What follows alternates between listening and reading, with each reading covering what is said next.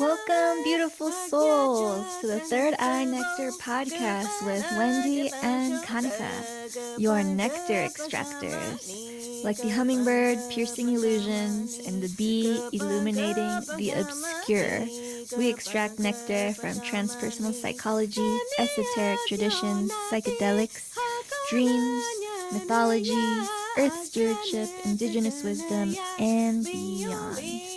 Our aim is to pollinate these nectar drops for nourishment, guidance, stewardship, and tools for self-discovery for your role on Earth and your place in the cosmos.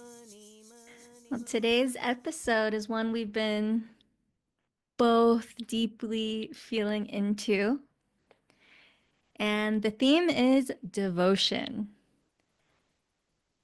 Not just as a spiritual concept,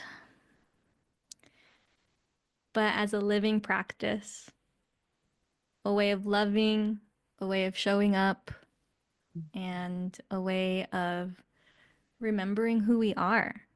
And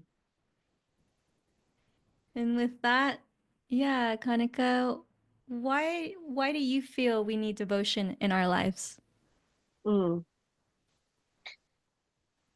Okay.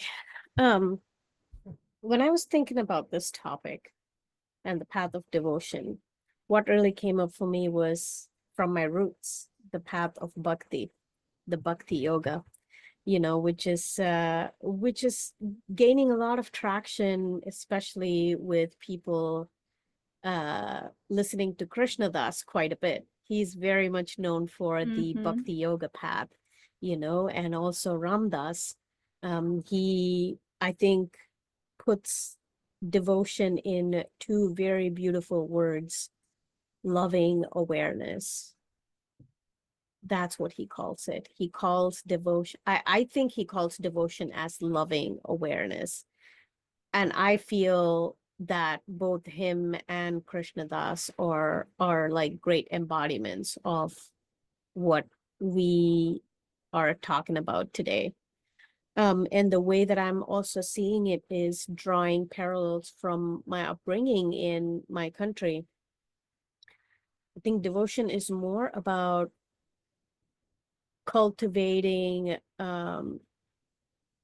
it's a cultivation process, right? Like it's like the garden is planted and the seeds are already planted. The garden is planted. Now, let's say you've already planted your first garden, but you want this garden to go every year. You want it to be a perennial garden. So you have to cultivate that garden. You have to go through that process of the season and you have to cultivate it. So I feel like the path of bhakti is that of cultivating a garden. But what we're cultivating is the deep love. It's the deep faith in what we can envision as an external entity called God, with the idea that it's going to lead us into total union with this God consciousness. But what we're moving towards by cultivating this garden of deep love and faith is we are moving towards uniting with our own God consciousness. So the path of devotion is coming into total union, surrender, and ecstasy with that we call as God consciousness within us, which I think Ram Dass beautifully calls as loving awareness. He kind of teaches in meditation, I am loving awareness, I am loving awareness. And the reason why we need to cultivate that is it brings me to this phrase that I think Jesus Christ had said, love thy neighbor. Yeah. And I think more so than ever in these days, I personally want to cling on to that phrase, love thy neighbor, as part of my devotion path, as part of me cultivating my inner garden and cultivating my own God consciousness, is love thy neighbor, which means I am going to devote myself to the human connection that I feel from me going to you. And I'm going to fill it with love. and experience you through that love, because I want to merge with that which I see within you, Ooh. which is also what we call namaste or vanakkam, which is the flame in me sees the flame in you.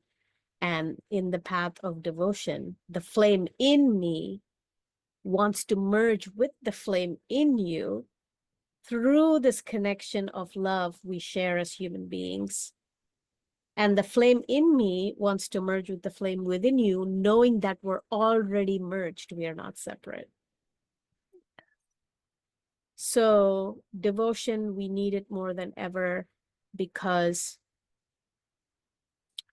of whatever it is that is going on in the world. For me personally, I see loving kindness and loving awareness as a remedy so that we don't lash out at each other, so that we hold each other in that space of love and listen to each other. It comes back to listening with love, listening through love, and listening by love. Mm. Mic drop on devotion. Thanks for starting us off with that. Wow, that was great. Yeah, beautiful, beautiful channel in there. I love um I love what you started off with, Bhakti Yoga. And it's like Mhm. this path of love and surrender to God, right? Surrender to that God within. It's huge. And another thread is like so strongly I felt is like devotion to another is also a devotion to self. Absolutely. Absolutely. Yeah, that's beautiful. Um, it reminds me too of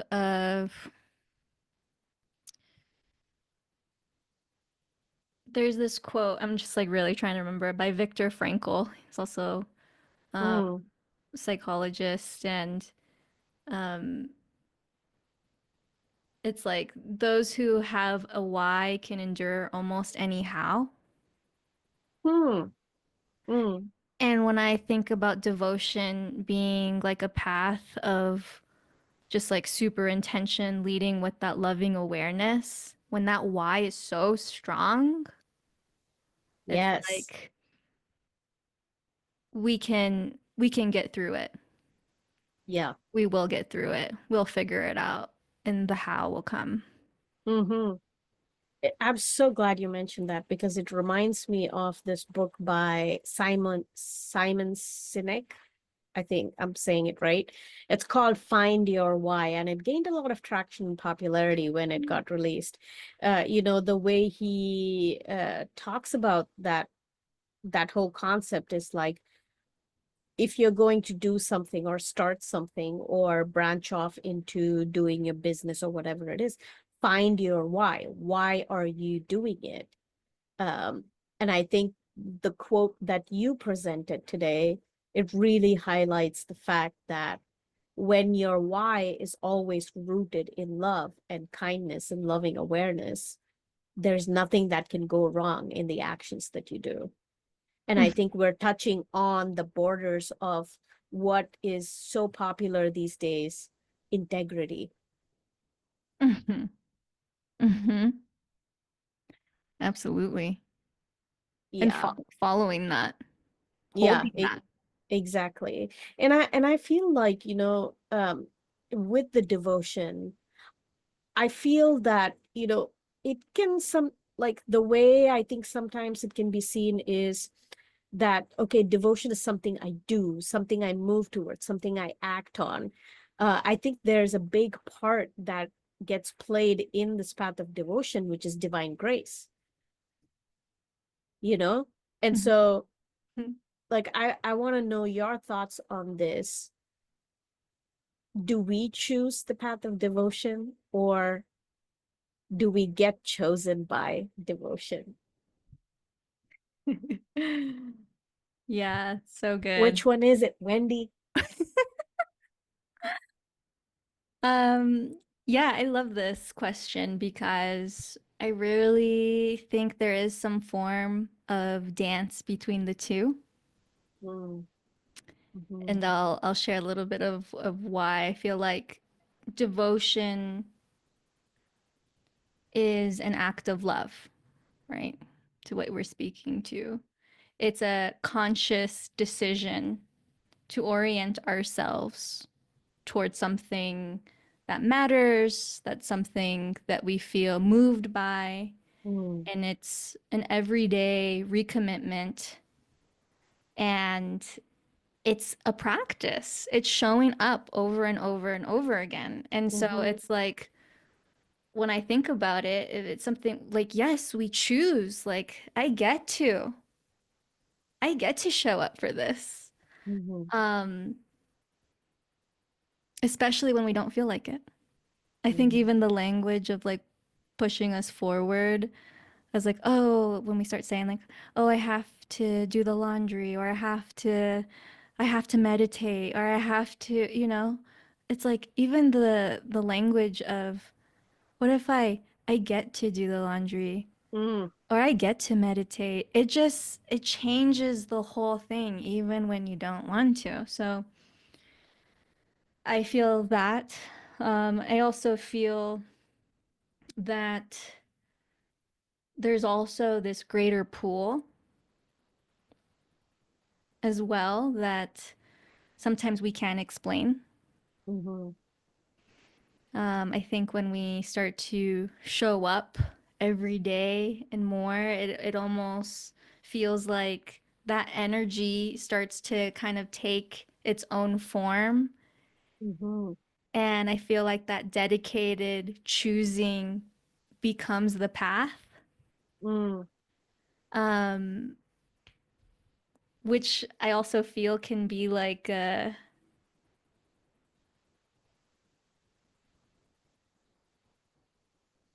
some form of like also destiny in that. Like maybe this mhm, has always been the mhm. path, like the artist who must paint. That's what I was going to say. The artist's way. Once again, here we go. Yes,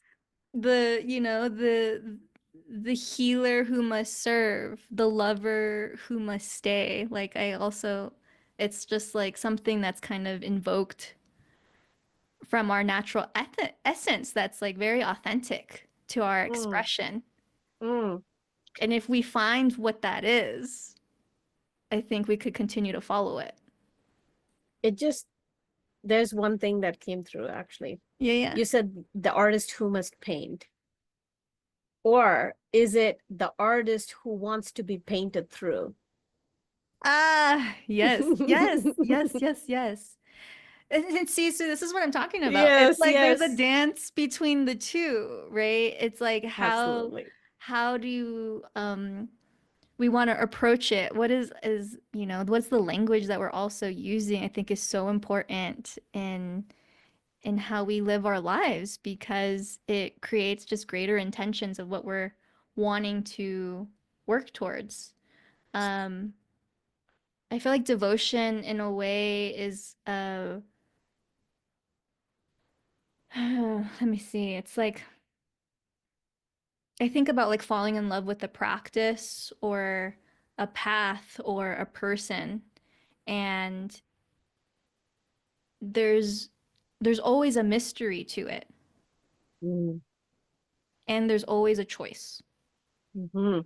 Absolutely. Like we never know when it will end. We never know when things will change, the impermanence of everything. But if we choose to stay present with what has arrived for us, we can see it through day to day and however it changes form. Mm, mm. Love it so much. So Fire. Absolutely love it. Yes. It's like dancing. It's like, you know, yeah, dancing with the formless through the form. exactly. Amazing. Well, yeah, and there's a lot of dancing and weaving with devotion. And I also feel like as as we walk with that, there's this also like a recognition that sometimes the path of devotion also may carry shadows. Mm-hmm. And so I'm wondering, like, what do you think? What are the shadows in the path of devotion? Mm. Yes, we got to talk about these shadows, don't we? The dark material that gives us the light. Um, We cannot. yeah, what are the shadows that arise in the path of devotion? Obviously, I think we're seeing it everywhere. Fanaticism, you know, Mm, when we are completely devoted to something without understanding the depth behind it, without being initiated into the mystery, or without like really um following our heart or finding our why. If we are still stuck in a mentality where we are just following what everybody else is saying because we want to fit in or because it seems like it's the norm, it would lead, I think, to fanaticism, where we may hold really, really strongly to our own beliefs of the thing that we are devoted to.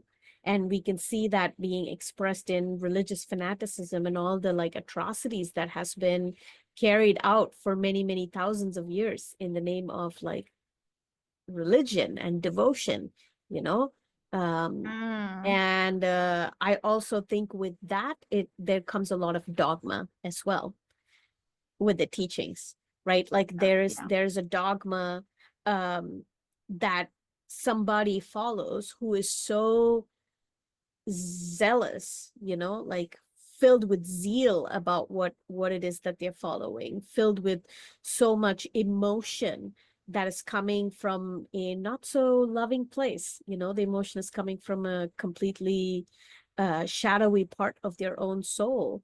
And they have this teaching that is there in front of them, and they use that as dogma to perpetrate that teaching to other people, saying that this is the truth, this is what you need to be devoted to, because this is what the Mm. scripture or this text tells you, that if you are devoted in this way, you're going to get this result. We can see that in religion.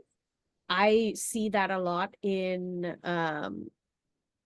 shamanism, or especially like Westerners Mm. going in to take ayahuasca and kind of really holding on to some of the teachings as dogma, and perpetrating that. And there's a lot of harm that's been caused because of that. you know so there's that Yeah. as well. Yeah. And I also see, because of that, there can be a lot of division and chaos, all in the name of devotion. I mean, Yeah. one example that I can give is reading the Dune series. Like if you watch the movie Dune part 1 and Oh part my 2, gosh. I really like go that. yeah, go and read the Dune series, where this character called Paul Atreides is considered a messiah figure Mm-hmm. by the people in Arrakis, because they see him as this liberator who knows how to liberate Arrakis and make Arrakis, or the desert planet, into a green planet. The reason why they believe he is the Messiah is because a group of religious or like fanatical sisterhood women went into that Mm. world and planted a seed of saying, hey, one day this guy is gonna come and he's gonna save you all. And you know Right. so it's all groomed, it's all like filled Yeah. with fanaticism, and how they go and commit atrocities in the name of Paul Atreides. So that's a great example of what shadows Great example. can be in the path of devotion. Yeah. Just hearing like devotion without discernment becomes dogma. Absolutely. So it's what you're speaking to. I hear a lot of just like losing the discernment, right? Mm-hmm.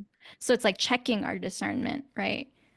Whether it is like um what our own either like intuition or like asking within ourselves, like Mm-hmm. when is it like just loyalty or faith? Mm-hmm. Mm-hmm. Blind faith, Yeah. Hmm. blind faith or blind loyalty.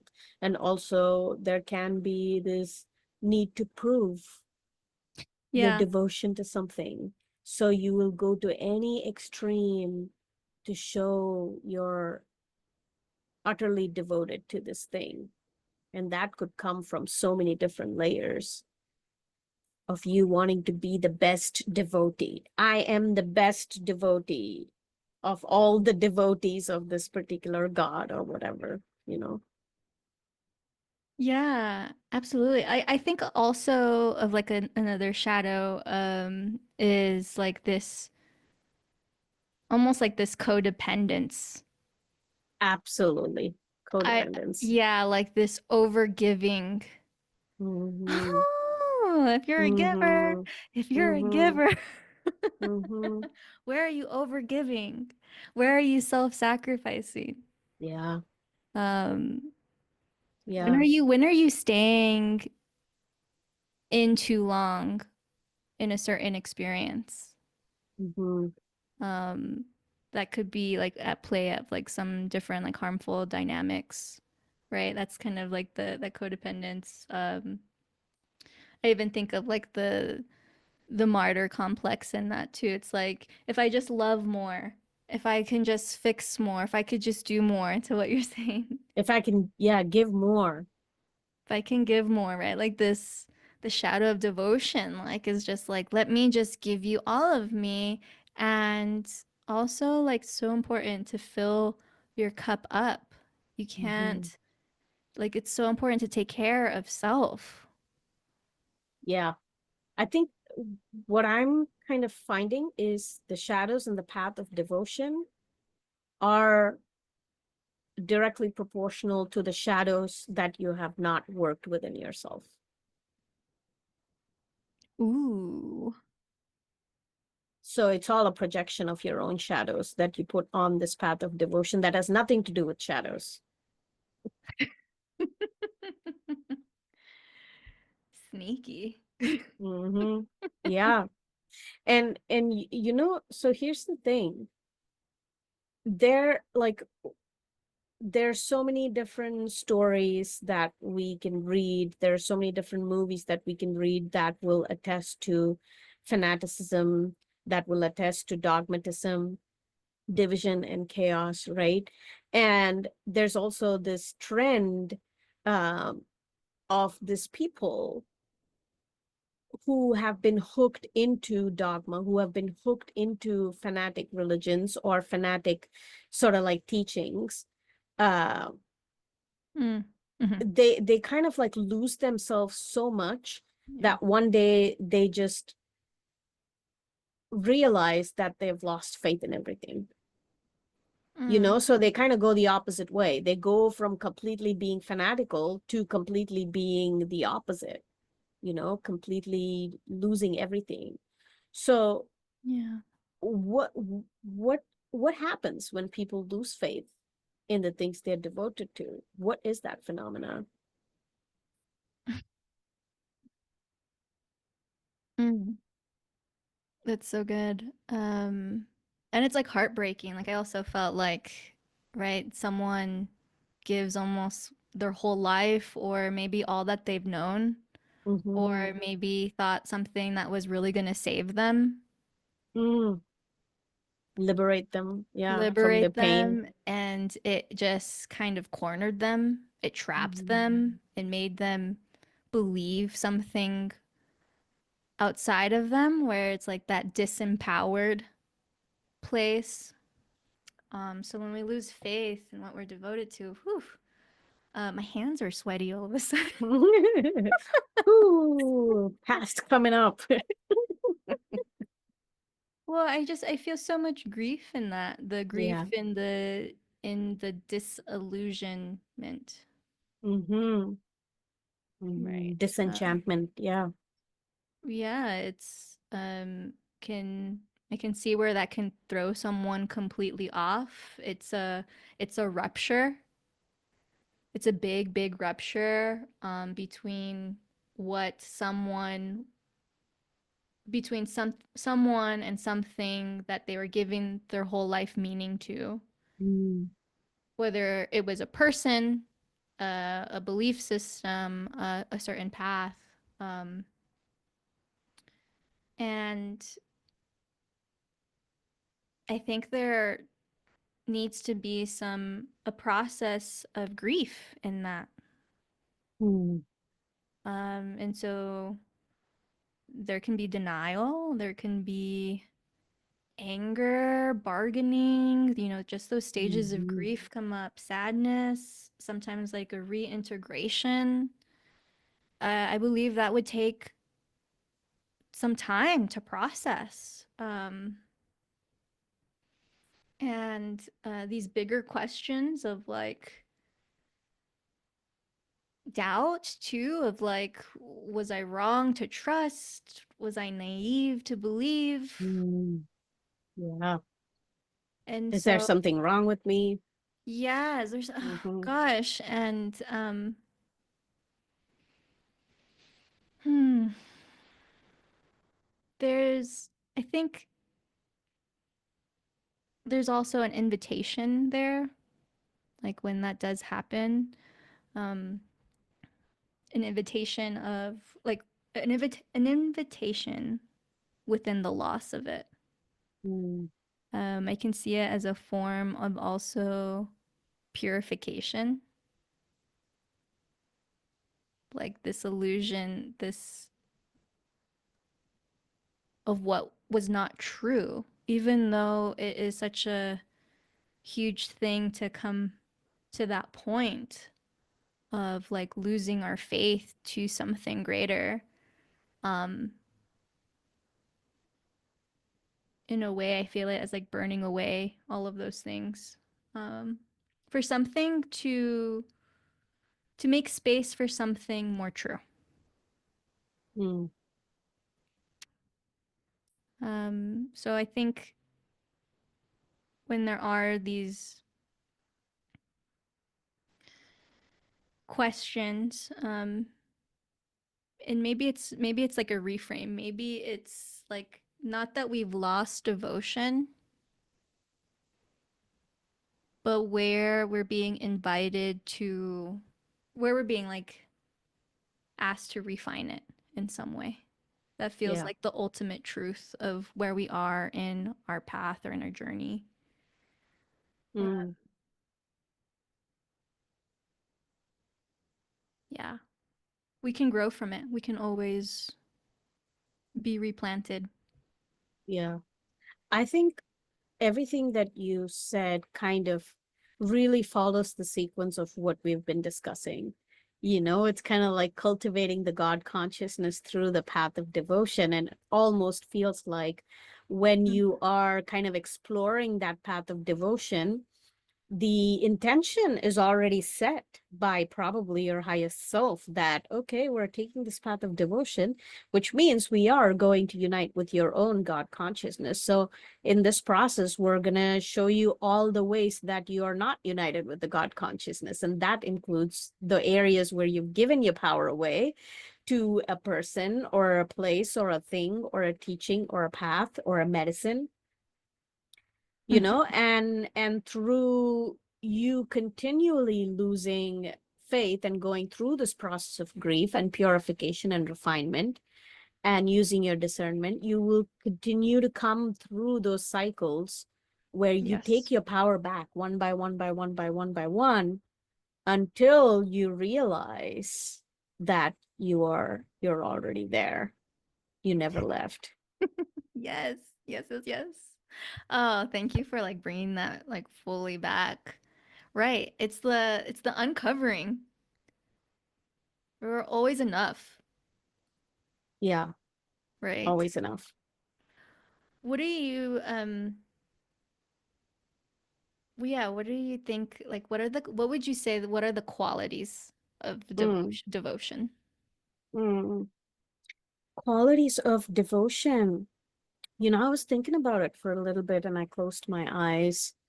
I think it's a great uh, contemplative way for anybody who's listening to also practice is like when we Mm. think of what are the qualities of devotion or any concept that you're trying to imagine, Yes. you know, just close your eyes and like feel the textures, feel the colors, feel the vibration.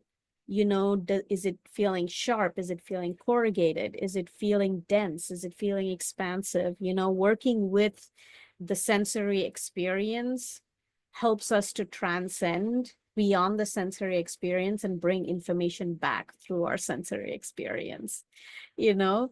So when I closed my eyes and asked, like, what are the qualities of devotion? It was just a silent hum that penetrated my heart like the most expensive, exquisite perfume that has been brewing Mm. for I can't even for timeless, like during timelessness. There's no time that you can put to how long it's been brewing. Such an Mm. exquisite, sweet smelling perfume, kind of like our third eye nectar.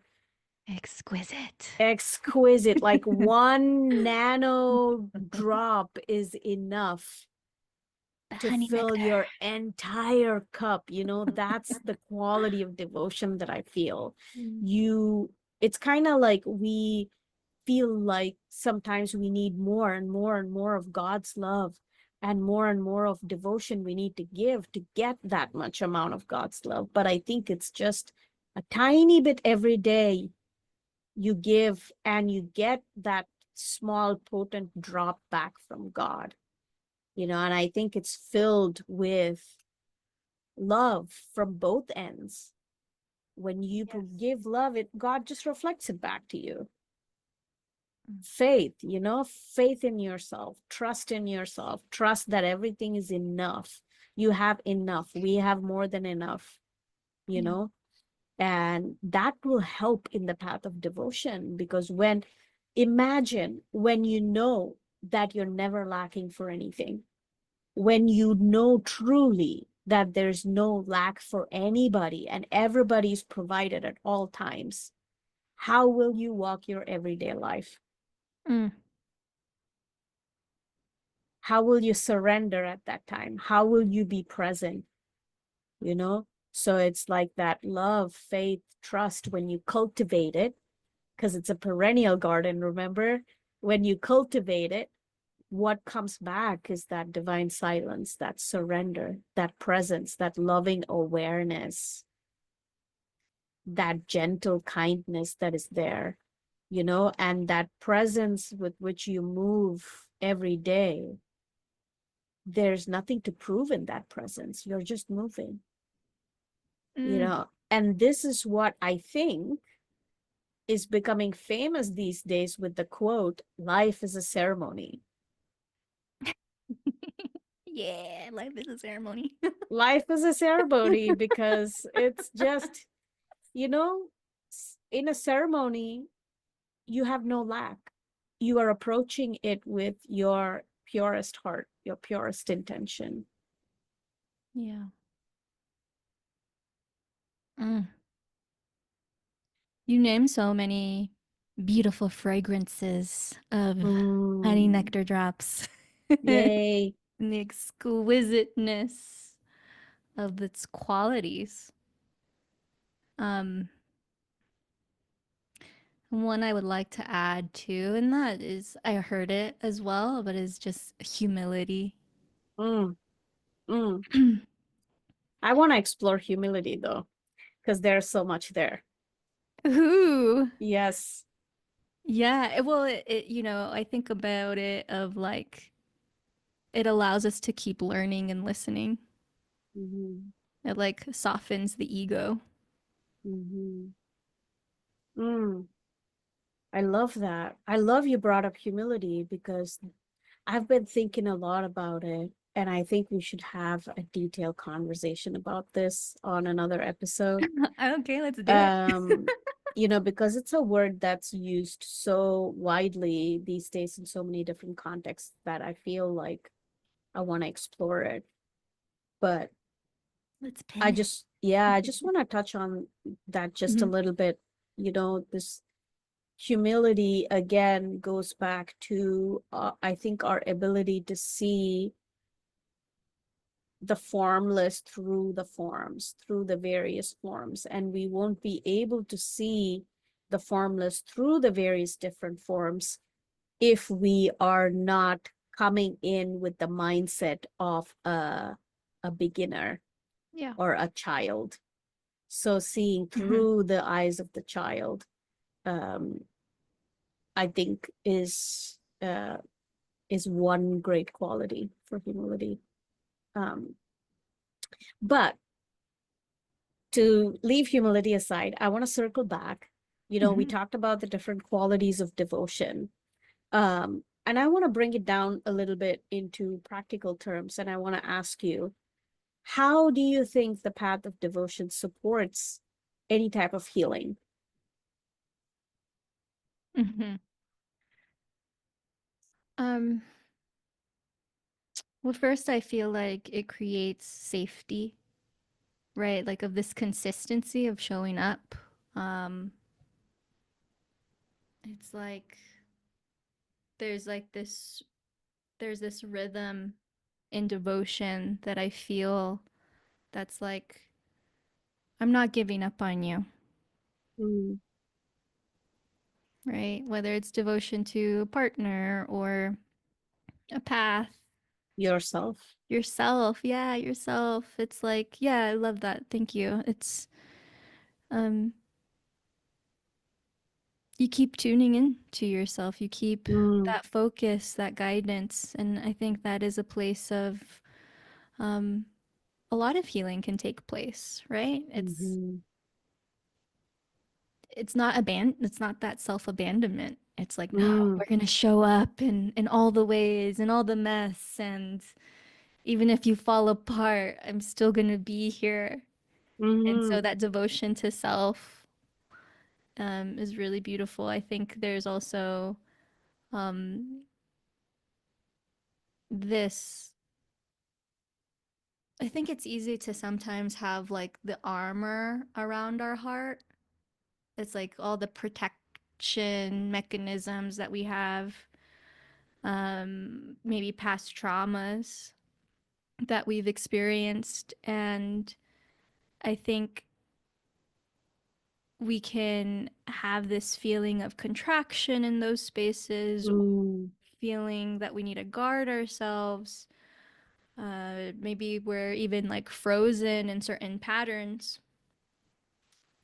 And again, like devotion to self or devotion to healing can help soften mm, the armor.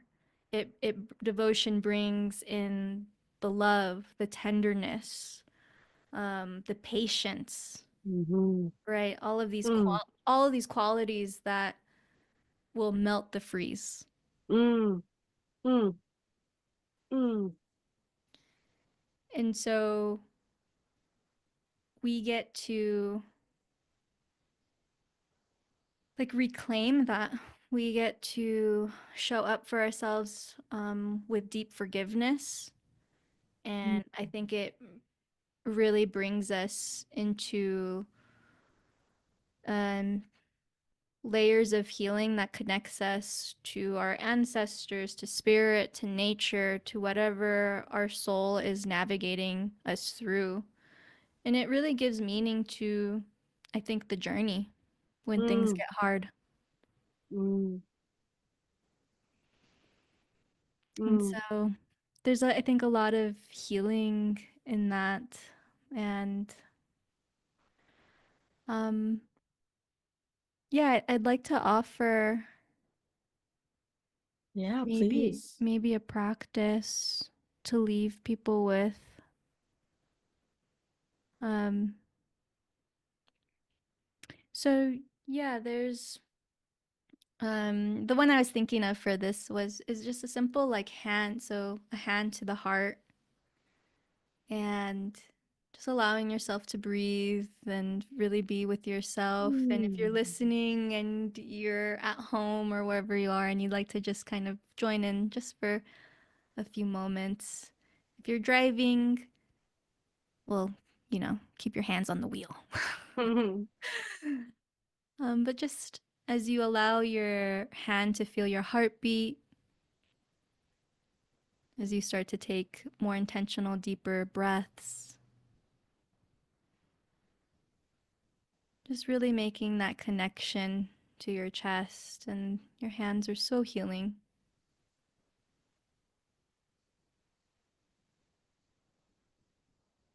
And just a reflection of our conversation is, what are you devoted to right now? Mm. Whether it's a person, a path, a practice that you feel devotion living through you is something that you can reflect on. Mm. I love that. And I want to share it. Like something came up. Oh, What am I devoted to? And I was just reflecting on this whole conversation that we had. So beautiful today. And what is really breathtaking for me is how utterly simple it is, this path of devotion. Take away all of the shadows, take away all the dogma, take away like every single concept and every single conditioning that we have to go and do something to prove our devotion. Like take away everything, how simple it is. mm, Just connecting with your heart, being with your breath, and just being in presence. mm. And to me, right now, what I'm devoted to, um, for the past few days, it's been coming in more and more stronger, is the simplicity of it all. How can I simplify everything? Yeah, I love that. So I want to ask you, Wendy, what are you devoted to? Mm, What yes, is thank one thing you. you're devoted to? Thank you for asking. I'm really right now, it's been very, very apparent of a focus and devotion to my body.